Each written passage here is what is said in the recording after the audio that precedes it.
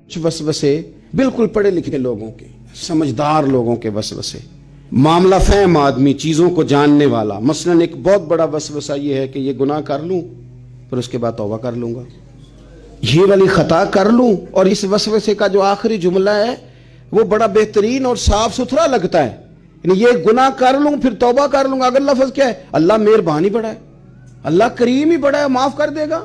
او خدا کے بندو، قرآن مجید نے جو مفہوم توبہ کا بیان کیا ہے نا، آپ سورہ نساء کو دیکھیں تو اس میں اللہ تعالیٰ نے جو مفہوم توبہ کا بیان کیا ہے وہ یہ کیا ہے کہ جو بندے سے غلطی بھول کے ہو گئی وہ توبہ کرتا ہے تو اللہ اس کی توبہ کو قبول فرما لیتا ہے، اور ایک گناہ کرنے سے پہلے پلان کر رہا ہے۔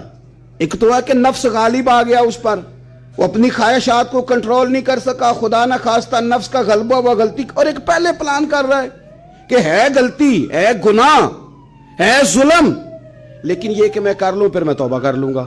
تو قرآن مجید نے نا اس کا ذکر فرمایا ہے سورہ یوسف کے اندر۔ حضرت یوسف علیہ السلام کے بھائی جب جا رہے تھے تو نبی کے بیٹے نا، حضرت یعقوب کی اولاد، تو دلوں میں خیال آیا کہ یہ ہم کیا کرنے جا رہے ہیں۔ پتہ انہوں نے رستوں میں کیا کہا؟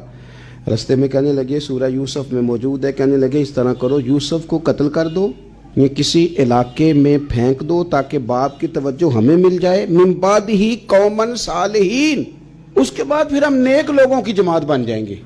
پہلے قتل کر دو یا کہیں پھینک دو، اس کے بعد توبہ کر کے نیک ہو جائیں گے۔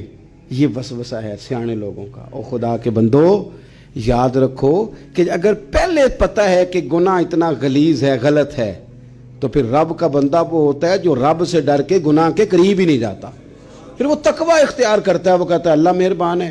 تو بھئی اللہ مہربان تو ہے، لیکن رب فرماتا ہے نبی عبادی انی انا الغفور الرحیم، میرے بندوں کو یہ خبر دے دو کہ میں بڑا ہی مہربان ہوں، معاف کرنے والا ہوں، وَأَنَّ عَذَابِي هُوَ الْعَذَابُ الْعَلِيمُ، انہیں یہ بھی بتا دینا کہ میرا عذاب بھی بڑا دردناک ہے۔